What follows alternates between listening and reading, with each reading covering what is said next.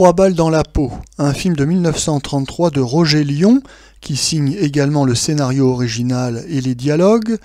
Nous retrouvons dans la distribution Colette Darfeuille, André Servillange, Madeleine Guity, Jean Angelo, Pierre Juvenet et Sinoël. Le sujet, un artiste peintre, interprété par Jean Angelo, est assassiné une nuit dans son atelier. On découvre évanouie à côté du cadavre une jeune fille tenant un revolver.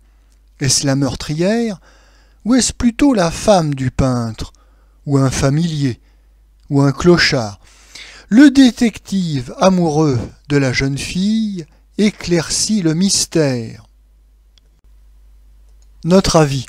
Notons tout d'abord que ce film est le dernier dans lequel apparaît l'acteur Jean Angelo, qui est mort en novembre 1933, et c'est également le dernier film réalisé par Roger Lion, qui décédera en 1934, Roger Lion qui avait été très actif à l'époque du cinéma muet. Ceci étant précisé, on remarquera que ce film, Trois balles dans la peau, est bien caractéristique des films policiers à la française. On est loin des films de gangsters hollywoodiens. Alors que le film policier américain est souvent violent, et en tout cas souvent un film d'action avec des poursuites en voiture, des braquages de banques, des coups de feu, des bagarres, eh bien à l'inverse, le film policier à la française est beaucoup moins agité, beaucoup moins cinématographique. Oui, quand on fait un film policier en France, on filme plutôt les bavardages, les discussions de mauvais garçons à casquette dans un café enfumé de Belleville ou de Montmartre, mauvais garçons qui sont en train de siroter des apéritifs.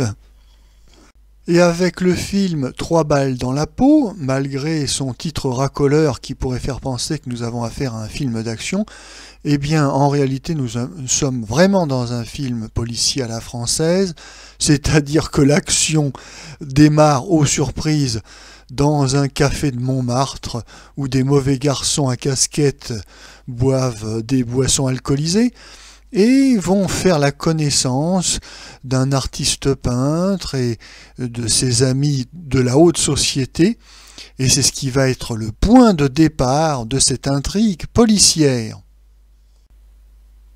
Cette énigme policière est réalisée d'une manière très conventionnelle et sans grande imagination, et bien qu'il ne s'agisse pas d'une adaptation cinématographique d'une pièce de théâtre policière, en effet, le film est construit à partir d'un scénario original du réalisateur Roger Lion, eh bien, malgré cela, sa mise en scène, sa réalisation sont bien peu cinématographiques.